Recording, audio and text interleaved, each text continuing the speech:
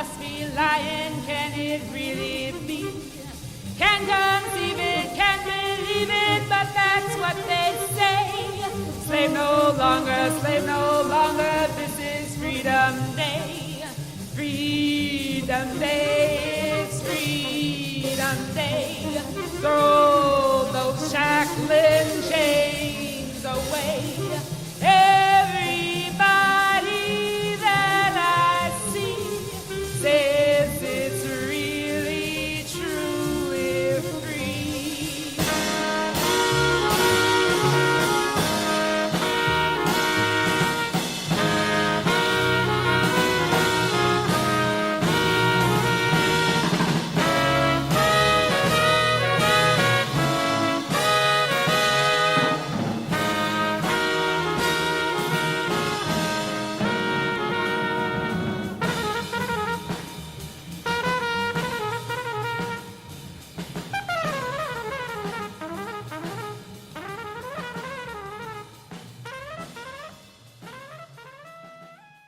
I'm talking to L.A. Bill Graham from the campus of Rutgers University in Newark, New Jersey, about the death of amiri-baraka. We have here an article from the Galveston County Daily, the oldest newspaper in Texas, been publishing since 1842. The headline is, Maya Angelou mourns death of poet amiri-baraka.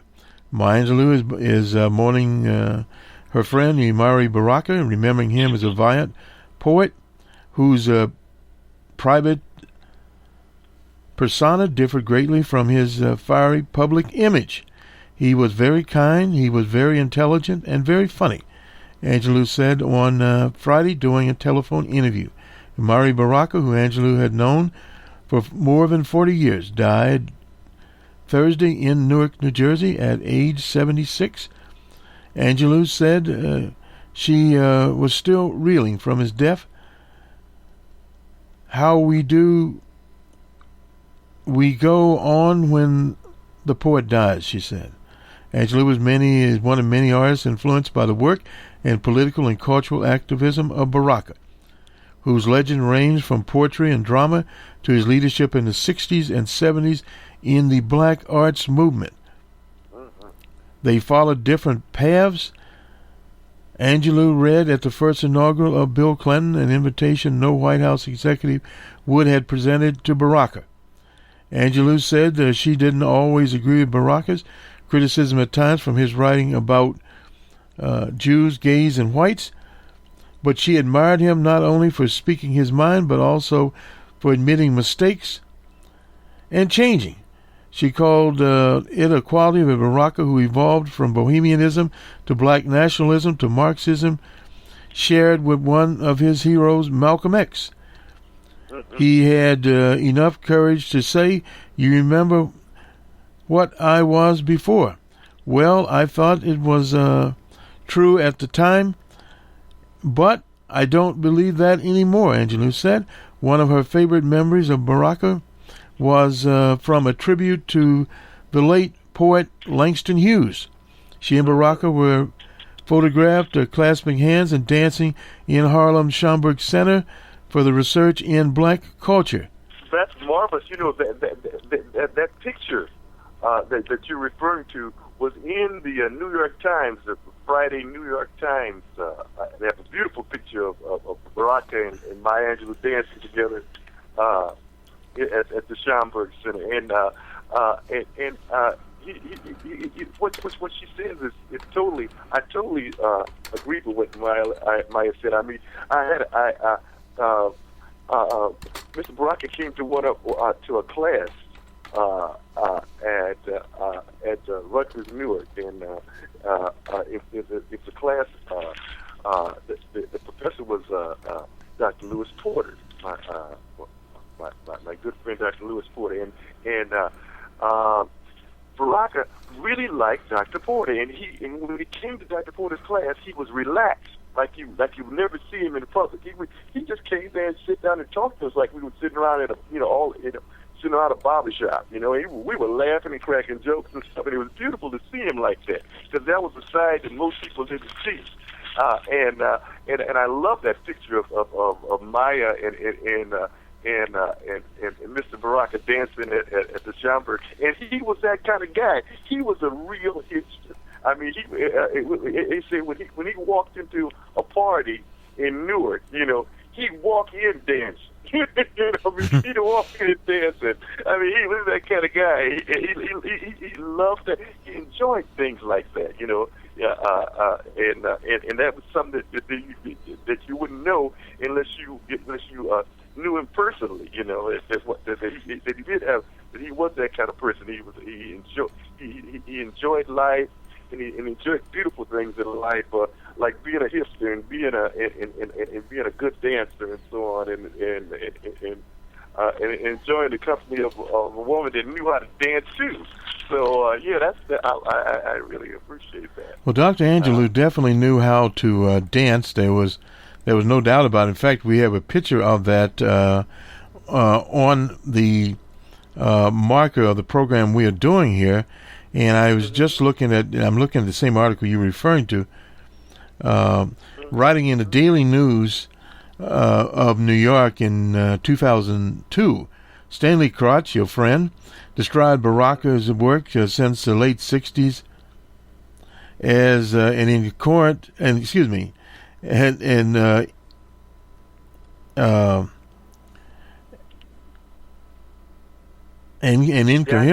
incoherent mixture of racism, anti-Semitism, homophobia, black nationalism, anarchy, ad hominem attacks, relying on comic books and horror film characters and images that he had used over and over. Interesting for what Stanley Crotch had to say. And in contrast, the critic Arnold Rapisad placed Mr. Baraka in the pantheon of gene-changing African-American writers that included Langston Hughes, James Baldwin, Richard Wright, and Zora Hurston. Zora Neale Hurston. Right. That's right. Mm-hmm. Yeah, it's just recent, incidentally, an anniversary of her birth. Mm-hmm. Well, I'm not surprised that Stanley Crouch would write something like that. But interesting, Stanley Crouch, he made his peace with the powers that be, with U.S. imperialism and with the status quo. I remember with Stanley Crouch. He made an album on the Flying Dutchman label, and you're going to have to excuse the language. The language is a little rough, but this is the actual title of this poem that he did on Flying Dutchman. It was "Ain't No Ambulances for Niggas Tonight," and okay. It was and that was when Stanley. What?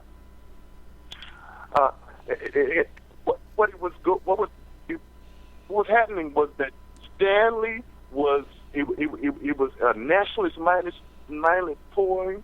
It was in his radical days when he was he was encouraging young black radicals to stand up to the power structure, and pursue black studies, and his poem was about one of the many rebellions that happened in the U.S. in the 60s and in the late 60s, and at that time he was like Mr. Baraka. He was championing the cause of black liberation, and wasn't a mouthpiece or a tiger's paw for all the everything reactionary and backwards in the U.S. So he changed his colors. That's what he doesn't tell you. He changed. You're talking about Stanley Crouch. I didn't know that. Yes, that's right. Stanley Crouch. He used to stand for some of the things that the same things that Mr. Baraka stood for. But he changed his colors. He went over to the other side. Okay. You know what I mean? And he made his peace with all the backwards elements in this society, and it's a doggone shame. But but we don't have we'll dismiss it. That's enough for Stanley. But the quote that you read from about Arnold Rapistan, yeah. It's absolutely on the money, man. He's in the pantheon of the very best of Afro-American artists, and of course, the beautiful thing about it is he was one of the most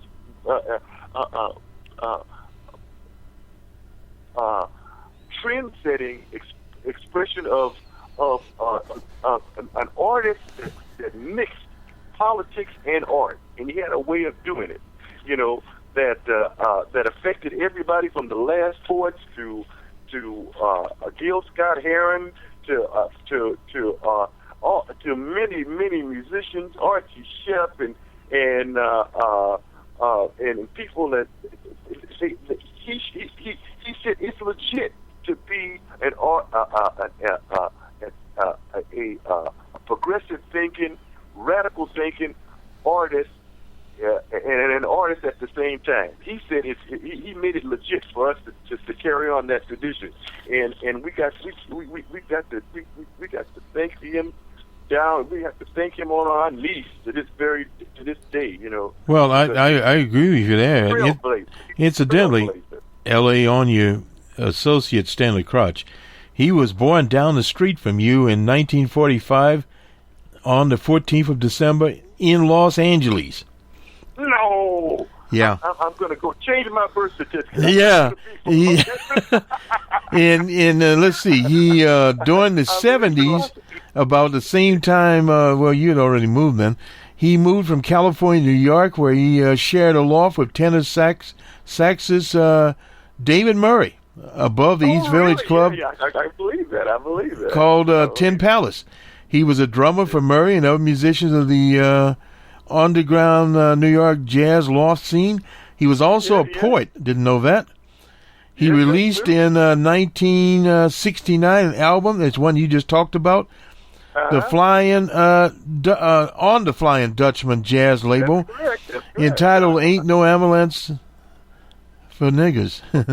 Tonight. For the N-word tonight. That was right. Yeah, while working as a drummer, he conducted the booking for Advocard Jazz Series at the club, as well as organizing occasional concerts at the Ladies' Fort, wherever that was.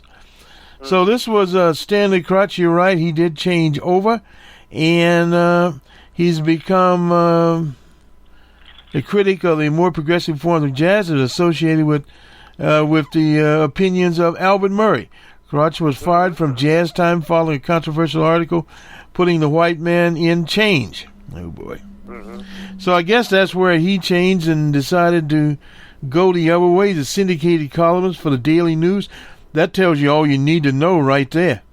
I mean, about him, and, pretty much it. He's associated with Wynton Marsalis, of all people. Called him his best friend and mentor. Oh, boy. Had to have a talk with Wynton Marsalis about that one. But anyway, one of those situations, and also with Ken Burns. So that's your friend Stanley Crotch. From Los Angeles, moved to New York, and was somewhat of a poet. And what more can you say about him? Let's get back to the Farrakh. I think, fortunately, Ishmael-reed will be remembered lightning years after Stanley Crotch is gone, because, again, although he appears there, he's not there. Nonetheless, from this New York Times piece, he's quoted as he joined the Air Force. This is amiri-baraka now. He said, "It was the worst period of my life." He told that to Essence in 1985. "I finally found out what it was like to be disconnected from family and friends. I found out what it was like to be under the direct jurisdiction of people who hated black people. I have never known that directly." To strive off loneliness and misery, he read widely, deeply, stalking the libraries on his base in Puerto Rico with books, philosophy, literary fiction, left-wing history, and the like. After 3 years, he was dishonorably discharged. Some of his reading material had made the Air Force suspicious he was a communist. Anyway, he moved to New York, took an editorial job on the music magazine The Record Changer, and settled in Greenwich Village, and I guess the rest would be history. He befriended Allen Greensburg. And then the Ginsbergs. In that same piece, it says the irony, he later said, and this is Baraka, it was that he did become a communist. Right. Not until long afterwards. Yeah. Well, you could expect that, and if you look at a little bit at his life, in 1958 he married Hattie Cohen. Together they found a literary magazine and published the works of Ginsberg and Gregory Crusoe and Jack Kerouac, of all people. So Baraka had been, in the literary business for a very long time there. So he had I guess as only one could say, a life as a premier artist, no doubt about that. And he continued to do that up until, I suppose, what was it, a few months ago that they had a dedication for him at the Newark Arts Center that you went to? Oh, just a month, yeah. Just, month ago. Absolutely, just a batter and eye ago. It wasn't long at all. I back in, let's see, was it December? Or was it, yes, in December. December, yeah. I attended a marvelous panel discussion. It was 5 panelists. Really, they really did an excellent job of summarizing Mr. Baraka's contribution to arts and to politics. And unfortunately, Mr. Baraka, he got there late. He'd been at a campaign event of his son, who was running for election as mayor of Newark. Okay. And he was so devoted to his son that he missed this celebration of his seminal book. All but missed it. He got there at the very end, and we were sitting down. We were all sitting down at this. They had a little spread for us. We were eating hors d'oeuvres and drinking pop, and he came in there and he made a little stuff speech for us, and that was all we got to see of him that night. But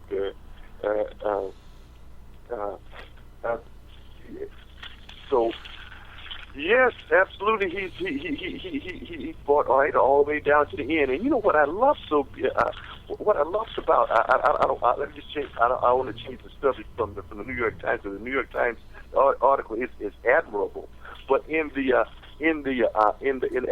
article the same day that they had in the Star Ledger, they hit the nail right on the head. They said that one of the beautiful things about Mr. Baraka is he always remained loyal to Newark through all these changes, through all the corrupt mayors and through all the police harassment that they Clement Price, a marvelous intellectual and community leader here in Newark, it says that you always know when you're riding in the car with Leroy Jones or amiri-baraka, whatever you want to call him, because you see a trail of police cars following you. and that's the kind of life that he had to live in the middle of the insurrection in 1967. 2 cops who had been his elementary schoolmates over in North Newark. Back in the day, they stopped him. When they realized who he was, they knocked out his front teeth. His old schoolmates knocked boy. out his front teeth. And then they took him they took him into custody and wouldn't tell his wife Amina where he was. They said they wouldn't even confirm that they had him. Amina did the right thing. She called Allen Ginsberg. Allen Ginsberg called Sartre in France. And Sartre says, look, he calls the State Department. He says, look, if you don't produce Baraka in such and such hours, I am going to scandalize you on the international press. I'm going to tell everybody from here to Timbuktu that you've got this, that either you killed this man or done something to him, and you better find him quick. You know, they found him. All of a sudden, they knew where he was. You know what I mean? Yes, we got him in jail over here. You know what I'm saying? Yeah. So this is the kind of life that Baraka lives. That Baraka lived, and I just really love that about what that in the Star Tribune, they give him credit because he stood by Newark through thick and thin, and he could have moved overseas. He could have lived in a plush life somewhere in New England and taught in some highly prestigious university. I mean, he could have had a much easier life than staying down here with the grassroots people that he fought for all his life. But he didn't. He stood right by the people in Newark, and he should be commended for that, man. He definitely should be in his whole black arts movement. The black arts movement. Gwendolyn Brooks was around that. Elridge Cleaver, Gil Scott Heron, who you and I did a show, contribute to him. Nikki Giovanni, of all people, she went also to the right. Nikki Giovanni did, and the Oakland poet, professor, what have you, Ishmael-Reed, and Quincy Troop were some of the people that were associated with him. But I had not heard the situation about Sartre and how he intervened in Newark. But it doesn't surprise me at all. As far as in that day, they probably would have later killed him. They killed a lot of people, you know, in those days. And I was also looking here at some places that he actually did teaching. The State University of New York at Stony Brook. He retired from the African Studies Department there in 1994. During his long academic career, he taught courses at Rutgers, where you are there, George Washington University, Yale University, San Francisco State, Columbia, the New School, where I used to go for research, social research. And as I say, back home in Newark, he was a creative force there, no doubt about that. He was named, of course, the second New Jersey poet laureate before they eliminated that position. But he didn't eliminate Imam-Baraka.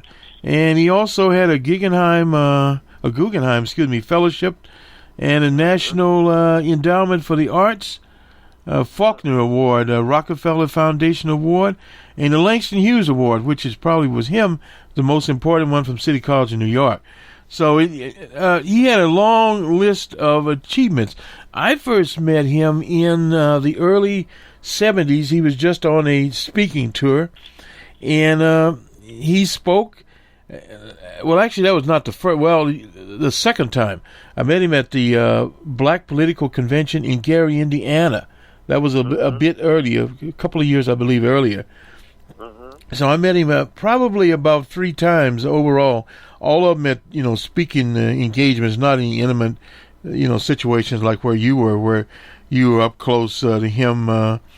But if I recall correctly, he was a small fellow, and he always took time after speaking to talk to the people, the ordinary people in the audience.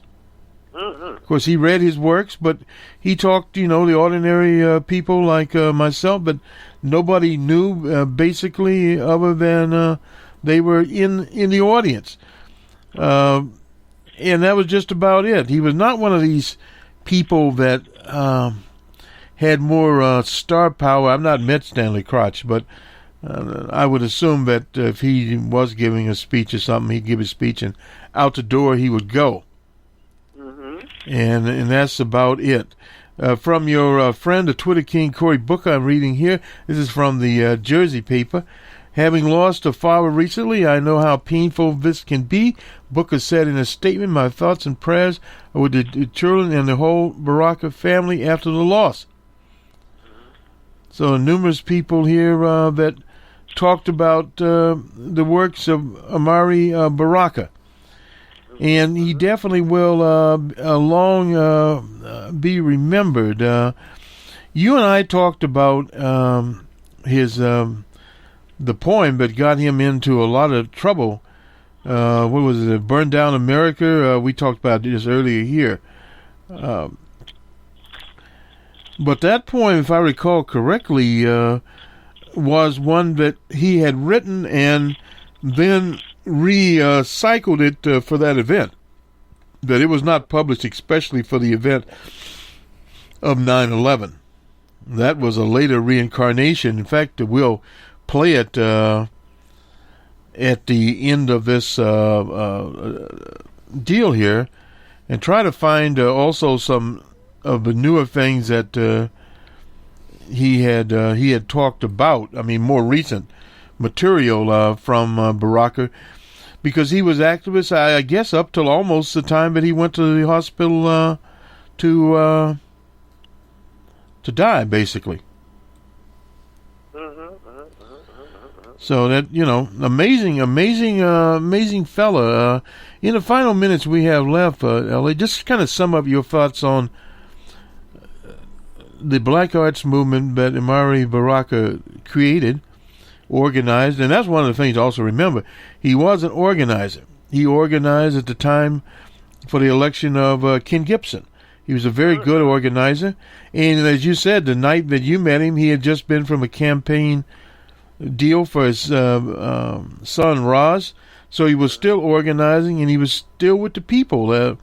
He didn't give up, like you say, he didn't give up on the people of Newark and African people in general, even in his final years. Because you were talking about he looked a little frail, and other people had reported that in the last few years. But, absolutely. Yeah. You mentioned Gibson, and there's an interesting quote from Gibson in the Star Ledger of Friday. It says, Gibson said, despite his outspoken nature, Baraka kept a lot of things internal, but added, he was a visionary. A visionary is sometimes misunderstood, and sometimes they are understood. But he was in a class by himself. And he later on supposed to say that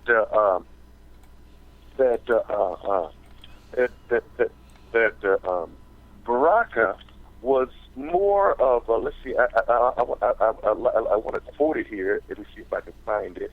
I believe he said that Baraka was more of a cultural figure than a political figure.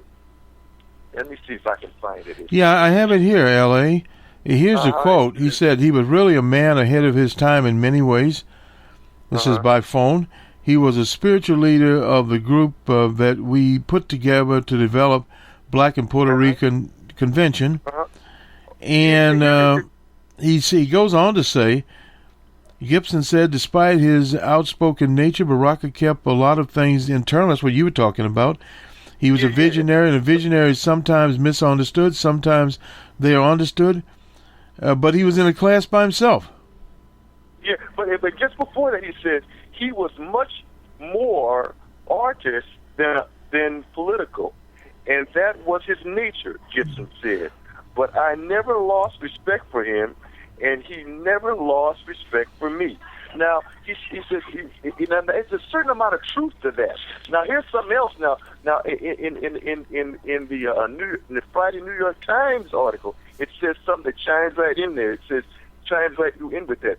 He says he was described very recently as an indomitable champion of the disenfranchised, particularly in the racially charged political landscape of Newark, where he lived most of his life, or as a gadfly whose finest hour had come and gone by the end of the 60s. So those were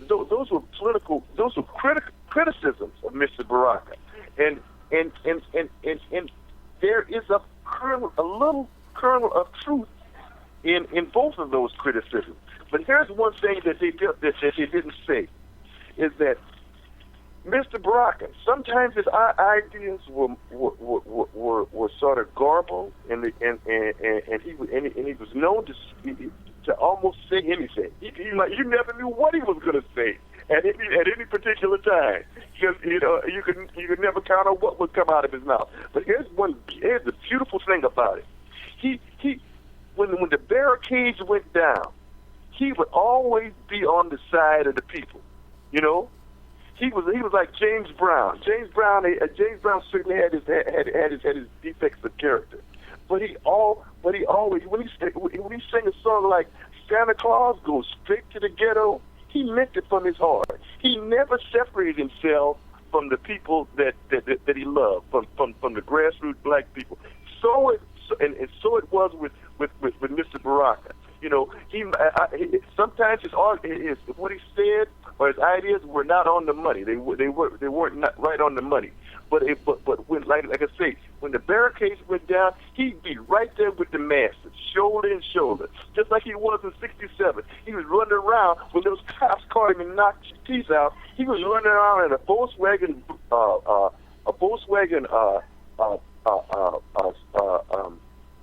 what do you call it?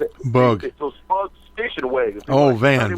Yeah, you said one of those. Van, like a van. Yeah. It was a Volkswagen. He had a Volkswagen van, and what he was doing, he was picking up wounded black people who had been shot and people who had been beaten, and he was taking them to the hospital. Okay. Taking them to the hospital, taking them to the emergency room to get them out of the street so he wouldn't die in the street. That's the kind of guy he was. That's the kind of guy he was. His deeds, in many cases, his deeds were more powerful than his words, and his words was awesome. From an artistic point of view, particularly from an artistic point of view, and Gibson was right. He first and foremost, he wasn't the world's best politician. He was one of the world's greatest artists, but he had the courage and determination to mix the two, art and politics, and he was a pioneer at doing that, and we'll be indebted to him for eternity for his valiant effort along those lines.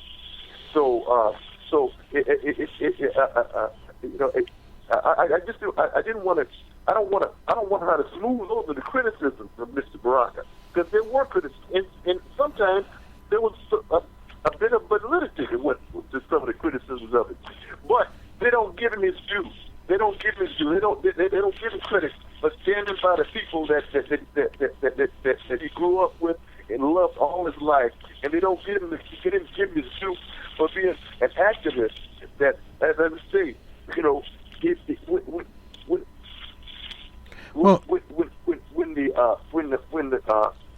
when the stuff hit the fan, you could always count on Baraka being there on the right side, being on the side of the oppressed people of the black people and the work and the Latino people of the Newark being on the right side of the working class. His deeds were sometimes, in many cases, more powerful than his words, and his words, I can say, were awesome. So. Well, his words were there, and not only that, he was a good organizer, and this is something they don't give him credit for. He organized the Black Arts Movement. He was with the Beat people. He organized things. See, a lot of people that are artists, L.A., can't really organize. And although they get into, some of the politics, but they are not politicians. But he was a politician. That was when you seen him. He had just come from a political rally. So that is a little bit different. I mean, there were many facets to him. He organized and he propagandized behind the black political convention. It was in Gary, Indiana. Mayor Hatchett was the mayor that later moved to California. But nonetheless, those were the days. And he was deeply political in terms of organizing that across the United States with African-American people. So he was one of the best organizers of this century. There's no doubt about that from his works. But not only was he an organizer, he was a man of letters, and he was also a teacher. He taught at these various universities for over 20 years. Most people don't recognize that. They don't recognize the body of his work. But where I would disagree with some of these people, he did not become irrelevant after 1967.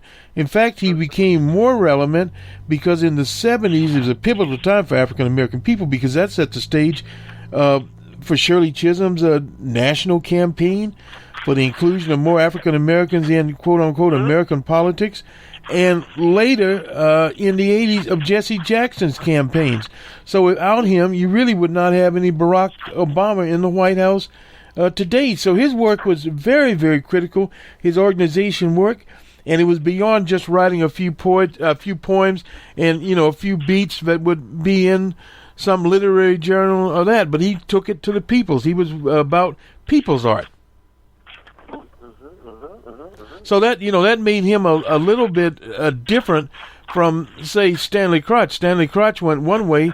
He was a little, I wouldn't say a two-bit poet, but he was a little poet, little drummer and all that. Then he went on to Daily News and was writing some articles over there. Well, that's fine.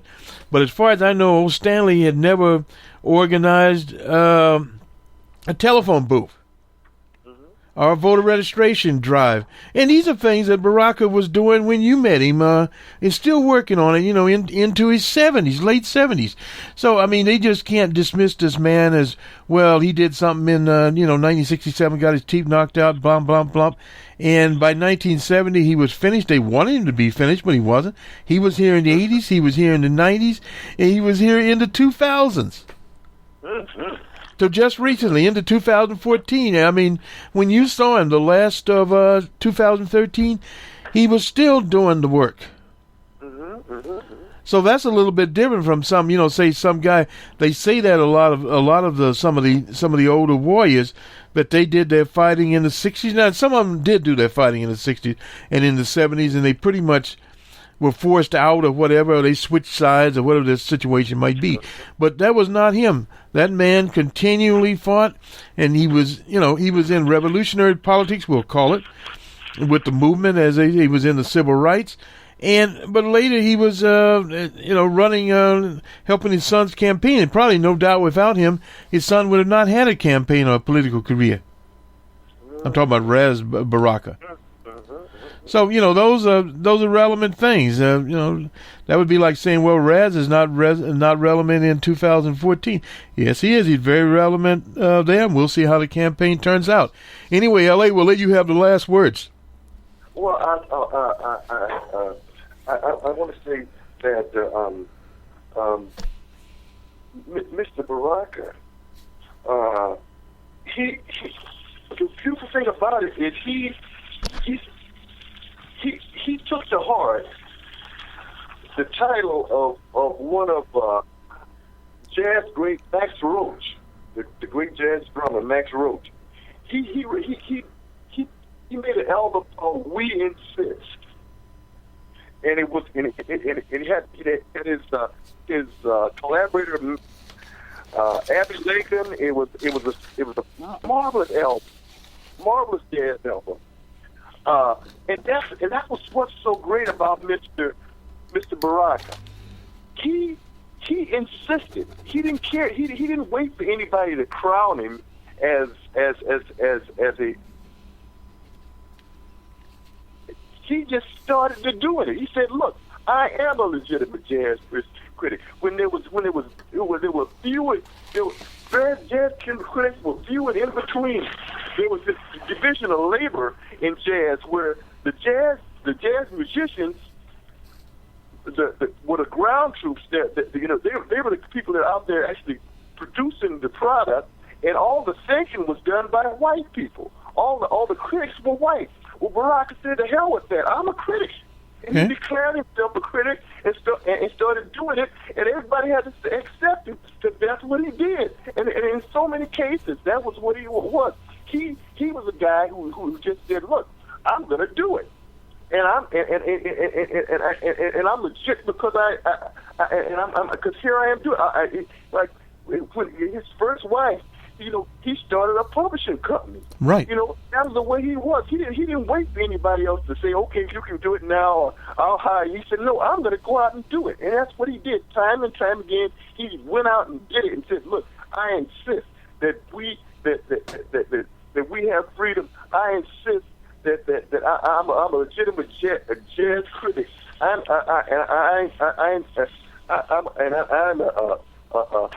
an artist, a political-minded, anti-imperialist artist, and in doing so, he creates a whole cadre. A whole genre that didn't exist before. But he had that kind of chutzpah that he would say when nobody else had done it, Baraka would say, "Sure, I'm going to do it," and go ahead and do it. Go ahead and pull it off. And for that, we'll always be indebted to him, and he'll always be dear to my heart. And I'm sure to many more people in your audience and around the whole globe for his contribution to the arts and to progressive thinking and practice. Very good, L.A., and we'll go out with "We Insist." Thank you. Good night. All right. Dum dum dum dum dum dum dum dum dum dum dum dum dum dum dum. Somebody blew up America. All thinking people oppose terrorism, both domestic and international, but one should not be used to cover the other. Dum dum dum dum dum dum. Somebody blew up America. They say it's some terrorist, some barbaric Arab in Afghanistan. It wasn't our American terrorists, it wasn't the Klan or the skinheads, or the them that blows up nigger churches or reincarnates us on death row. It wasn't Trent Lott or David Duke or Giuliani or Schumer. Helms retiring, Helms dead. It wasn't the gonorrhea in costume, the white sheet diseases that have murdered black people, terrorized reason and sanity, most of humanity as they pleases. They say, who say? Who do the same? Who is them paying? Who tell the lies? Who in disguise? Who had the slaves? Who got the bucks out the bucks? Who got fat from plantations? Who genocided Indians, tried to waste a black nation? Who live on Wall Street, the first plantation? Who cut your nuts off? Who raped your ma? Who lynched your pa? Who got the tar? Who got the feathers? Who had the match? Who set the fires? Who killed and hired? Who say they God and still be the devil? Who the biggest only? Who the most goodest? Who do Jesus resemble? Who created everything? Who the smartest? Who the greatest? Who the richest? Who say you ugly and they the good lookingest? Who defined art? Who defined science? Who made the bombs? Who made the guns? Who bought the slaves? Who sold them? Who call you them names? Who say Dama wasn't insane? Who stole Puerto Rico? Who stole the Indies, the Philippines, Manhattan, Australia, and Hebrides? Who forced opium on the Chinese? Who owned the buildings? Who got the money? Who think you funny? Who lock you up? Who own the papers? Who own the slave ship? Who run the army? Who is the fake president? Who the ruler? Who the banker? Who own the mind? Who twists your mind? Who got bread? Who need peace? Who you think need war? Who own the oil? Who do no toil? Who own the soil? Who is not a nigger? Who is so great ain't nobody bigger? Who own the city? Who own the air? Who own the water? Who own your crib? Who rob and steal and cheat and murder? Make lies the truth? Who call you uncouth? Who live in the biggest house? Who do the biggest crime? Who go on vacation anytime?